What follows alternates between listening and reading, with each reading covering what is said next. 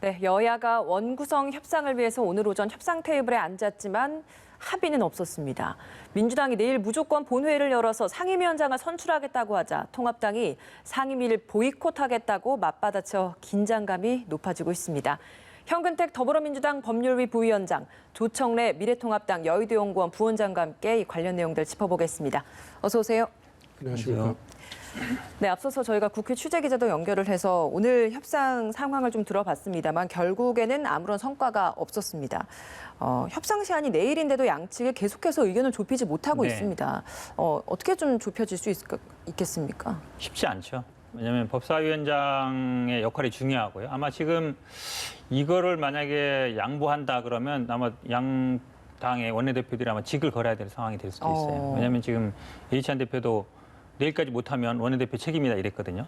아마 제가 보기엔 주호영 원내대표도 그런 압박이 있을 겁니다. 지금 그래서 아마 이게 합의로 하긴 쉽지 않은 상황이지 않은가라고 보고 있습니다.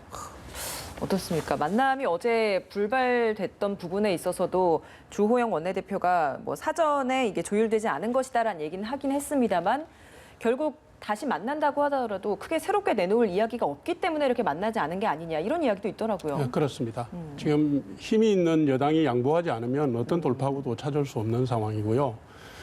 민주당은 처음부터 입법 과제를 처리하고 문재인 정부 집권 후반기를 뒷받침하기 위해서 전략적으로 작심하고 나온 것 같습니다. 그래서 이게 쉽지 않을 것 같으네요. 예. 상임위원 정수는 일단은 확정했습니다. 네. 통합당은 근데 오늘 이야기를 들어보면 상임위원 배정표는 제출하지 않겠다라고 이야기를 하고 있지 않습니까? 근데 이게 국회의장이 임의로 배정이 가능한 거잖아요. 네, 맞습니다. 법에는 어떻게 되어 있냐면요. 원래 명단을 먼저 제출하게 돼 있습니다. 원내대표가 교섭단체 대표가 제출하게 돼 있고 안 하면은 국회의장이 배정을 할 수 있게 돼 있습니다. 근데 통상은 지금까지는 그걸 이제 강제 배정이라고 하는데 배정은 안 하고 보통 합의하면 이제 그 명단 그대로 갔거든요. 그럼 이제 관건이 아마 내일 오전까지 지금 주호영 원내대표 보고 상임위원 명단을 제출하라. 일단 숫자는 확정됐으니까 이제 제출하라 그랬는데 제출 안 하겠다 하고 있죠. 그러면 이제 고민이 국회의장이 그러면은 명단을 강제로 배정할 거냐. 예. 모든 위원회는 아니어도 저는 아마 법사위 정도가 쟁점이 될 것 같은데요. 그다음에 그러면 만약에 배정을 안 하고도 법사위원장을 선출할 수 있느냐. 본회의에서. 결국 그 위원장 선출을 본회의에서 하거든요. 이 쟁점이 될 것 같은데 제가 보기에는 아마 그 미래통합당 법사위 위원들을 의장이 강제로 배정하기는 쉽지 않을 수도 있어요. 왜냐하면 뭐 의사에도 반할 수 있어서. 근데 그렇다고 해서 법사위원장 선출을 못하는 건 아니거든요. 저는 아마 법사위원장 선출하는 수순으로 갈 수도 있다. 그게 아마 제가 보기에는 주호영 원내대표가 원할 수도 있어요. 왜냐하면 본인이 이게 양보했을 때는 당내에서 본인의 어떤 원내대표 직을 걸어라라고 할 수 있는데 본회의에서 만약에 선출하게 되면 내가 양보한 게 아니다라고 할 수 있어서 그러니까 오히려 박 의장이 직권으로 이렇게 배분을 하기를 바라고 있을 수도 있다라는 말씀이신 건가요? 뭐 내심은 아니겠지만 아닐 수도 있겠지만 그래도 그렇게 되는 수순이 오히려 주호영 원내대표 입장에서는 본인의 책임이라든지 부담이 좀 덜 수 있다. 그렇죠. 부담이 덜 수 있어서 저는 아마 그런 수순을 원하는 게 아닌가라고도 보고 있습니다. 어떻습니까? 이렇게 임의 배정은 가능한 상황인데 박 의장 스스로도 내일 어떤 경우가 있어도 본회의를 열겠다 이렇게 얘기를 하고 있지 않습니까? 네네. 통합당은 그러면 지금 정말 말 그대로 그 위원은 제출하지 않을 생각이신 건가요? 지금 미래통합당은 사실은 뭐 대응할 수 있는 수단이 없습니다. 매우 미약하지만 그러니까요. 예, 그런 내용도 나오고 있는데요. 지금 뭐 야당이 또 수단이 없는 상태니까 이게 지금 미래통합당의 원내 지도부가 무력화되는 상황, 무력화시키고 있는 겁니다. 지금 의장께서도 그렇고 강제 배정 얘기가 나오고 뭐 쪼개기 얘기 나오는 것 자체가 야당을 협치의 대상으로 보지 않겠다는 뜻이거든요. 그래서 뭐 일각에서는 공수처 뭐 이런 문제를 협상 카드로 써보자고 하는 얘기도 나오는데 하반기에 출범할 예정인 공수처를 협상 카드에 쓰기에는 시기적으로나 내용적으로 연결고리가 별로 없습니다. 그래서 답답한 실정입니다. 그러니까 법사위원장, 그러니까 핵심 위원장 자리를 각각 좀 쪼개서 가져가는 부분 네. 이 이야기도 있는데 이 가능성은 없는 겁니까? 그건 민주당에서 거부하고 있는 걸로 제가 듣고 있습니다. 그러면 네, 지금 통합당은 그런 부분에 있어서는 동의를 하는 겁니까? 법제특위하고 사법위를 나누어서 가자는 안을 그 미래통합당에서 제시를 했는데요. 민주당 내에서 받아들이는 분위기가 아닌 것 같아요. 어떻습니까? 이 부분은 왜 쪼개기가 안 되는 결국은요. 겁니까? 그게 쪼개냐 마냐가 문제가 아니라 이제 법사위 지금도 이제 법제사법인데 그 법사위와 법제위로 분리하자는 건데 그 법제위에다가 체계자구심사권 그대로 두자는 거예요. 결국은 어찌 보면 조삼모사죠. 제가 보기에는 오히려 이 체계자구심사권을 폐지하자 이거에 동의해주면 제가 보기에 법사위 원장이 그렇게 어찌 보면 뭐 상원 역할을 하는 게 아니기 때문에 실제로 합의 가능성이 있거든요. 그러니까 결국은 핵심적인 쟁점은 이 체계자구심사권을 유지하자는 거기 때문에 동의하기 어려운 것이죠. 야, 민주당 뭐 만약 정말 이대로 협의가 안 돼서 내일 본회의를 만약에 열 가능성도 있는 겁니까? 지금 뭐 열겠다고 했기 때문에 안 열면 오히려 더 이상한 상황인 것 그럼 같습니다. 열면 18석을 다 표결로서 가져가겠다는 건지 아니면 11석만을 가지고 뭐 미리 좀 처리를 하겠다는 저는 건지. 아마 뭐 일단은 가장 중요한 게 법사위이기 때문에 쟁점이 법사위 문제가 해결되면 아마 다른 상임위들은 그렇게 어렵지 않을 거라고 봐요. 왜냐하면 뭐 여당이 맡아야 되는 운영이라든지 것도 있지만 또 뭐 다른 위원도 있기 때문에 저는 뭐 법사위를 우선적으로 해결을 할 걸로 보고요. 예. 그다음에 나머지 뭐 17개 상임위 같은 경우에는 이렇게 큰 쟁점은 아니거든요. 그리고 일단 11대 7도 어느 정도 이제 맞춰지는 거라 아마 여당이 뭐 18개 상임위를 다 갖는다. 그렇게 갈 것 같지는 않습니다. 예. 앞서서 이제 통합당에서 할 수 있는 카드가 별로 없다라고 말씀을 해주셨는데 이렇게 본회의까지 만약에 내일 강행을 하게 된다면 뭐 국회 보이콧 이야기까지 또 이야기를 하고 있더라고요. 네. 근데 이 보이콧이라는 게 상임위원장 배분을 막을 수 있는 실질적인 방법은 아니지 않습니까? 제 개인적으로 생각할 때는 실질적인 방법은 아니라고 봅니다. 예. 국회 일정을 보이콧하는 것이고 상임위를 보이콧하는 것은 상임위원장이 선임되고 난 이후에 상임위 활동을 안 하겠다는 것인데 사전 수단으로서 의미 있는 수단은 아니거든요. 예. 그래서 이게 지금 국회 협치나 대화 정치를 오로지 그 민주당의 이 자세나 입장에 매달려서 요구를 해야 되는 그런 상황인 것 맞습니다. 예. 그러면 결국에는 이렇게 내일 본회의가 강행이 되고 나면 통합당은 할 수 있는 게 그럼 없다라는 말씀이신 겁니까? 어떻게 좀 계획을 좀 가지고 계신 건가요? 국회의장과 부의장을 뽑을 때도 똑같은 일이 있지 않았습니까? 예, 그 재판이 될 가능성이 있다고 보고 있습니다. 알겠습니다. 민주당 내에서 당 일각에서는 뭐 법사위의 체계자구 심사권을 폐지하고 윤리위 사법위를 합쳐서 윤리사법위를 만들자 이런 얘기가 거론이 네네. 되고 있다고 하는데 이건 어떤 얘기인가요? 일단은 뭐 그 체계자구 심사권을 폐지하는 거는 확정된 것 같고요. 그건 아마 당론 확정된 것 같은데. 이게 이제 법사위원장을 민주당이 가져갔을 때의 전제 아닙니까? 그거 아닙니다. 그거는 뭐 그걸 떠나서 일단 이 법사위에서 체계자구 심사권이 그동안은 실제로 뭐 체계자구라는 게 법길에 충돌하느냐 문구가 잘못됐냐 심사하는 건데 그런 역할이 아니라 모든 상임위를 다 관할하는 그 모든 장관을 다 불러서 현안 질의하는 게 잘못되었다는 것이죠. 그거 없애자는 거는 저희들이 갖는 거 관계없이 그건 폐지하자는 거고요. 이제 윤리위는 사실은 특위인데 비상설이었어요. 그런데 이게 어찌 보면 거의 유명무실했잖아요. 그래서 사실은 국회의원에 대해서 징계에 대해서는 거의 안 된다라는 게 여론이 많아서 그럼 차라리 법사위에다가 법제 기능은 국회 이제 기능으로 따로 두고 법사위에 윤리 그 특별위원회 비상선언위원회를 같이 하자. 그 산하에 결국은 두면은 근데 국회의원들이 스스로 또 심사할 수 없기 때문에 산하에 국회 윤리특위처럼 민간 기구든 외부 기구로 만들어서 아마 심사위원회 같은 거 만들어야 될 것 같습니다. 아 그러면 윤리위 차원의 그런 심사 기능이 좀 그쪽으로 더 많이 상설화하자는 무게가 거죠. 실릴 수도 상설화하고 있겠네요. 이제 그동안 어찌 보면 국회 윤리 가봐야 징계도 안 된다 이런 게 많았는데 상설화하고 이걸 좀 의무화시키자. 그러면 아마 이 국회의원들에 대한 뭐 징계라든지 이런 부분들이 실제로 되든 안 되든 징계를 하든 안 하든 이제 결론은 날 수 있는데 지금까지는 그냥 가기만 하고 그다음에 결론이 안 나왔거든요. 이제 그런 걸 좀 막을 수 있다는 거죠. 어떻습니까? 민주당의 이런 제안에 대해서 통합당은 어떻게 생각을 하시나요? 문제는 체계자구심사건인데요. 법사위원회가 지금까지 그 행정부를 견제하고 그다음에 여당의 입법 독주를 막는 기능을 해왔기 때문에 이게 이제 문제가 된 거 아닙니까? 지금 그 사법윤리위원회 안도 지금 제시한 안도 살펴보면은 당초에 얘기했던 체계자구심사건을 국회 법제처나 국회의장이 지목하는 기구로 옮기자는 안에서 한 발짝도 나가지 않은 안입니다. 내용과 형태만 바뀐 것이지 민주당이 처음부터 주장해왔던 데서 이제 한 발짝도 나가지 않은 거거든요. 말하자면 민주주의 수기 과정이 지금 아무 의미가 없고 대화와 타협의 과정이 의미가 없다는 걸 반증하는 겁니다. 알겠습니다. 달라진 건 없습니다. 그러니까 지금 두 분도 계속 전혀 합의점이 나오지 않는 같은 이야기도 하고 계시고 뭐 원내 대표들 간에도 그렇고 수석 대표들 간에도 그렇고 계속 같은 평행선만 그리고 있는 것 같습니다. 오늘 오후에 비공개로 만남을 갖자라는 데까지만 일단 합의를 했다고 하는데 하루 시한이 남았는데 좀 합의 좀 만들어낼 수 있을지 좀 저희가 좀 더 지켜보도록 하겠습니다.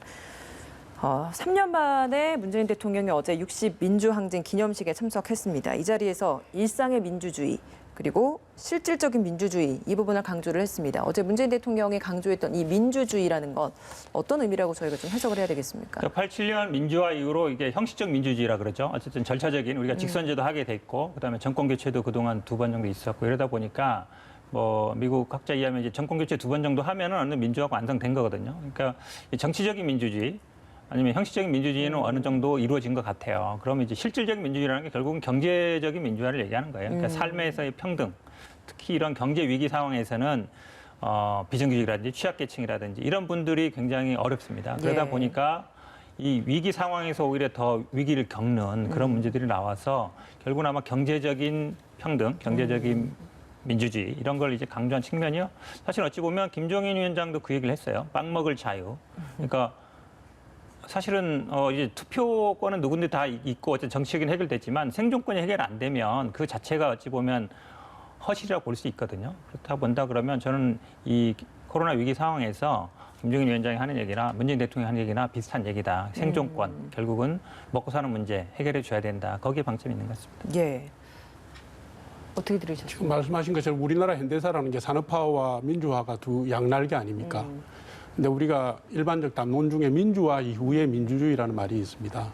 예, 절차적이고 제도적인 민주화 이후에도 그 가치를 내실화하고 구체화하는 과정이 필요하거든요. 그래서 그런 점에서 민주화와 민주주의를 강조하신 거는 뭐 방향상으로는 맞다고 봅니다. 다만 어제 평등 경제를 말씀하신 부분은 기회의 평등이 아니라 결과의 평등을 하시는 듯한 느낌을 받았고요. 최근에 이제 문재인 정부와 민주당이 입법 고시한 내용들도 보면 상법 개정안이나 뭐 공정거래법 개정안이나 노동조합법 개정안을 보면 다 기업의 기업 경영권을 위협하는 법안들이 들어가 있고 경제 활성화를 제외하는 법안들이 들어가 있습니다. 이런 부분들이 평등 경제라는 담론 구조와 맞물리면서 오늘 일제히 언론들에서 비판 기사를 쏟아냈거든요. 제가 볼 때는 그 민주화나 민주주의가 국가 경쟁력을 강화하면서 건강한 시민사회를 만드는 방향으로 좀 현실적인 정책 조정을 해가면서 좀 진행이 되면 좋겠습니다. 알겠습니다. 민주당 이야기를 제가 좀 질문을 좀 드려보겠습니다. 김부겸 전 의원이 당 대표가 되면 임기를 채우겠다라고 네네. 이야기를 했습니다. 이낙연 의원은 견제에 들어가게 된 것 같은데 먼저 김부겸 전 의원이 이렇게 대권 도전을 어찌 보면 좀 포기를 하는 상황이 되는 거잖아요. 만약에 당선이 되게 된다면 이런 결심을 하게 된 배경은 어디에 있다고 보십니까? 일단 당내에서요. 그러니까 이낙연 의원이 7개월짜리 당대표를 하는 게 맞느냐 이런 의견들이 있죠. 왜냐하면 그전에 이제 추미애 대표나 뭐 지금 이해찬 대표 2년씩 했잖아요. 그러니까 저희 당 같은 경우에도 임기를 2년씩 채운 분이 거의 없었어요. 그전에 뭐 10개월, 6개월 뭐 선거 끝나면 계속 뭐 비대위하고 이랬는데 사실은 이제 임기를 2년씩 하는 게 맞지 않냐라는 여론이 있거든요. 그다음에 당권, 대권을 분리해놓은 것 자체가 이 당권을 어떤 대권의 지렛대로 삼지 말아라 이런 규정인데 그러면 이제 7개월 후에 다시 또 전당대회를 해야 되고 또 당대표만 뽑는 게 아니라 또 어찌 보면 대권 후보도 선출해야 되거든요. 그런데 또 내년 3월에 뭐가 있냐면 4월에 또 보궐선거가 있습니다. 그쵸. 지금 부산시장뿐만 아니라 이제 국회의원도 아마 얼마가 될지 모르지만 그러면 3월 달에 당대표가 사퇴했을 때 4월 선거 준비를 어떻게 할 거냐 이런 얘기들이 있거든요. 당내 그러다 보니까 이제 이낙연 의원의 어찌 보면 최대 문제점이라 할 수 있는 그 부분을 이제 지적한 거죠. 나는 임기 채우겠다. 대면. 물론 이제 전제는 갈았죠. 대면 채우겠다는 얘기인데 그쵸. 그 부분에 대해서는 이제 다른 지금 당대표를 나르는 분들이나 대권 후보들이나 대부분 아마 동의할 것 같습니다. 네. 결국은 그러면 대권 주자가 아니라 대권을 관리할 수 있는 그런 당대표가 2년 안정적으로 하는 게 당의 입장에서는 더 낫지 않느냐. 이제 이런 부분을 지적하는 것 같습니다. 그러니까 이낙연 의원 같은 경우에는 7개월짜리 당대표다라는 그 수식이 굉장히 좀 가장 취약점 그렇죠. 중에 아픈 하나잖아요. 부서죠. 네. 그러니까 김부겸 전 의원 그리고 뭐 홍영표 의원, 우원식 의원 이게 다 당권을 도전을 하겠다라고 하는 의원들이 이런 부분에 있어서는 서로 좀 단일 듀오를 형성을 하고 있는 분위기인 것 같거든요. 이게 실제로 당권 판도를 좀 흔드는 데 많은 영향이 영향이 있겠습니까? 지금 일단 이낙연 의원 같은 경우는 처음에 뭐 추대론까지 나왔었죠. 그냥 왜냐하면 그러니까요. 위기 상황에서 굳이 전당대회를 해야 되느냐 얘기도 나왔는데 그 다음에는 어쨌든 대세론 형성한 건 맞습니다. 가장 이제 유력하고 그다음에 뭐 여론조사에서도 일단 압도적인 1위를 하고 있기 때문에 그러니까 이낙연 대 뭐 다른 이낙연 외 사람들이 이제 구도가 되는 건 맞는데요. 여기에 사실은 근데 뭐 그게 아주 쟁점은 아닌 것 같고요. 또 여러 가지 아마 근데 당내 이 당헌 당규 부분이 있어요. 지금은 이제 당대표를 그만두면 끝나게 되면 최고위원도 그만둬야 되는지 아니면 그만두지 않아야 되는 건지 이게 명확하지 않거든요. 그 부분은 이제 좀 논의를 한다면서요. 그렇죠. 논의를 하기로 했는데 예. 이런 부분이 정리가 돼야 돼요. 사실은. 만약에 당대표 그만두면 최고위원도 그만둬야 된다. 그러면 사실은 최고위원 나올 사람이 별로 없을 거예요. 근데 최고위원을 예를 들어서 임기 보장한다 그러면 그럼 당대표는 어떻게 할 거냐? 당대표만 새로 뽑을 거냐? 아니면 최고위원 중에 뭐 집단 지지처를 해서 2등한 분이 승계할 거냐? 이런 부분들이 논란이 어느 정도 정리돼야 제가 보기에 구도가 좀 명확하게 잡힐 것 같습니다. 민주당의 이런 당권 구도, 지금 뭐 이낙연 대 반 이낙연 구도가 거의 뭐 형성되는 것 같은 분위기도 좀 나오고 있는 것 같은데 통합당에서는 좀 어떻게 바라보고 계신가요?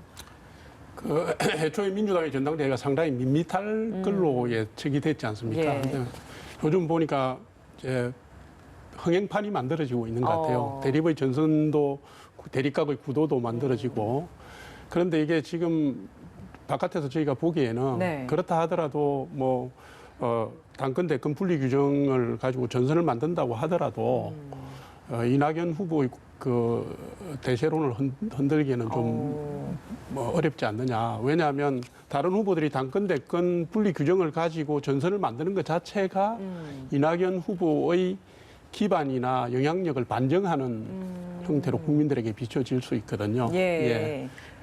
예. 그러면 이낙연 의원은 계속해서 당권 도전의 의견을 좀 바꿀 가능성은 없다라고 보시겠네요. 예, 저는 없다고 봅니다. 없다고 볼 뿐만 아니라 기본소득제와 같은 뭐 당내에서 현안이 되고 있는 민주당 내에서 현안이 되고 있는 문제에 대해서도 확 물지를 않고 거리를 두면서 전체를 포용하는 그런 스탠스를 유지하시는 것 자체도 국민 지도자, 당 지도자로서 이미지 메이킹에 들어가신 게 아닌가 이렇게. 알겠습니다. 예.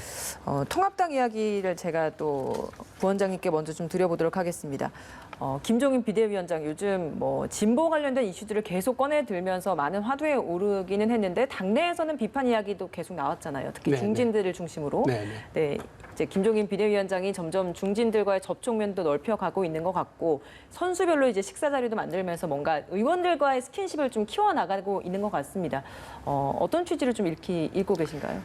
그 40며칠의 공백 기간을 거쳐서 지금 위원장이 되셨으니까 미래통합당 내부 구성원들하고 맞춰가는 과정이 필요할 겁니다. 저는 그런 과정 속에 있다고 보고요.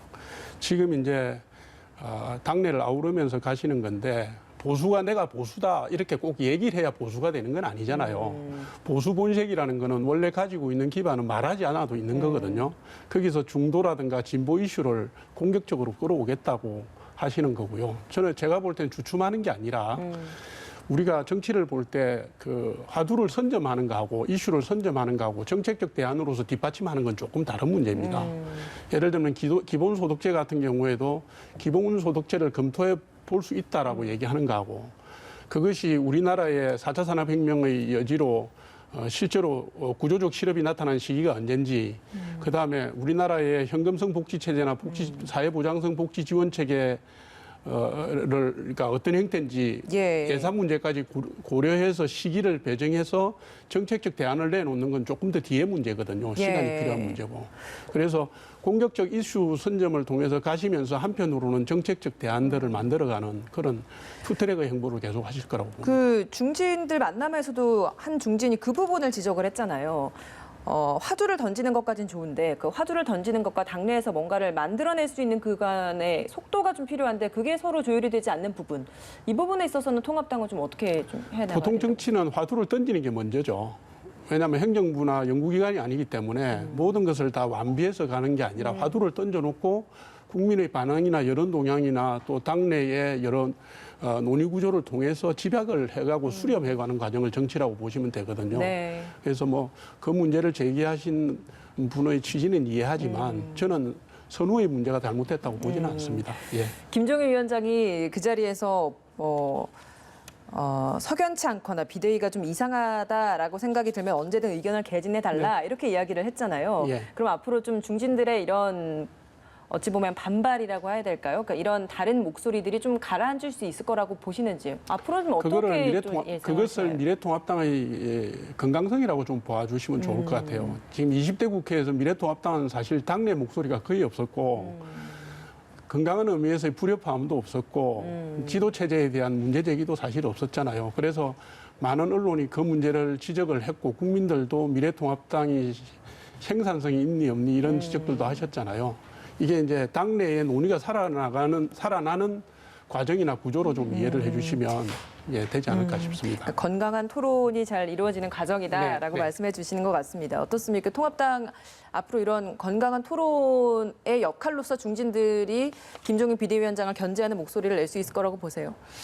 저는 쉽지 않을 것 같습니다. 왜냐하면 지금 비대위도 보면요. 김종인 비대위 들어오면서 본인하고 원내대표 말고는 아무 말도 하지 마라. 회의할 때. 그러니까 저 브리핑 보시면 알겠지만 다른 비대위원들은 그냥 가만히 앉아 있어요.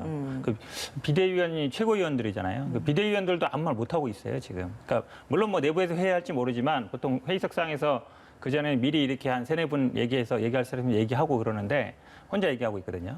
그럼 뭐 이제 중진들이 물론 얘기는 말씀처럼 이슈는 던지는 건 맞는데 사실 이런 이슈 던질 때는 보통 뭐 저희 당도 보면 비공개 최고위라든지 이런 데서 보통 얘기해서 어느 정도 의견이 모아지면 그 다음에 던지거든요. 근데 지금은 그냥 던지시는 거예요. 그냥 던지시고 그다음에 이제 따라와라. 아니면 이거에 대해서 얘기해보자는 식이라서 이게 과연 오래 갈 수 있는 방식인지. 그러니까 사실은 당내 민주화도 중요하거든요. 이분이 뭐 실질적 민주주의 중요하지만 당내 민주주의라는 게 결국은 의견을 수렴하고 그거를 대표가 발표하고 이러는 건데 그런 거는 잘 안 되는 것 같아요. 그럼 뭐 중진들 얘기는 물론 지금 반발이 있으니까 좀 듣겠지만 제가 보기에는 뭐 그냥 본인 스타일대로 가지 않을까 싶습니다.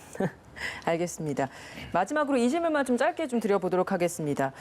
대북 전단 살포에 반발해서 북한이 최근에 성명도 내고 통신 연락선도 다 끊은 상황입니다. 이런 상황에서 우리 정부가 이 전단을 살포했던 단체, 탈북민 단체 2곳을 고발하기로 했단 말이죠. 여기에 대해서 정치권은 굉장히 좀 시끄러운 네네. 것 같은데 민주당은 좀 어떻게 바라보고 계신가요? 일단은 저는 그 전에 통일부가 왜 이 문제를 적극적으로 제기 안 했는지 잘 모르겠어요. 왜냐하면 그 남북교류협력법에 보면 반출이라 돼 있는데 물자는 맞죠. 돈이라든지 뭐 쌀이니까요. 그다음에 뭐 USB도 있고.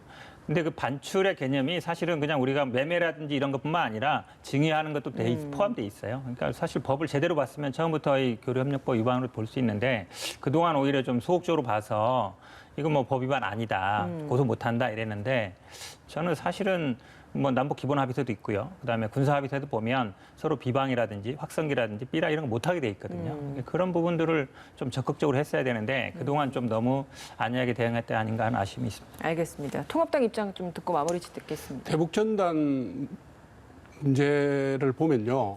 우리 정부가 북한을 대변하면서 우리 국민을 고발하는 게 정말 생소하고 이해하기 힘듭니다. 미래통합당 9.19 군사합의 부분이 우리의 안보 현실에서 평화를 가져오기보다는 우리의 안보 역량을 해체하는 부작용을 낳을 수 있다고 봐서 그동안에 9.19 군사합의를 폐기해야 된다는 얘기를 주장을 여러 차례 해왔습니다. 그런데 최근에 뭐 고사포 쏘고 미사일 실험하고 그다음에 핵 중시 전략의 변화가 전혀 없는데도 우리 정부는 침묵으로 일관했고요. 무대응했고요. 김여정 한마디 했다고 해서 정부와 집권 여당이 나서서 이렇게 하는 걸 보니까 정말 가슴이 답답합니다 하고 민주당 내부의 몇몇 분들은 김여정의 이런 폭언이 대화 시그널이다, 대화의 신호다라고 해석을 하시던데 정말 정서적으로 이해할 수 없는 경강부회거든요. 알겠습니다. 좀 현실적으로 접근해 주시면 국민을 대변해서 해주시면 좋겠습니다. 네, 알겠습니다. 오늘 말씀 여기서 마무리 짓도록 하겠습니다. 두 분 오늘 고맙습니다.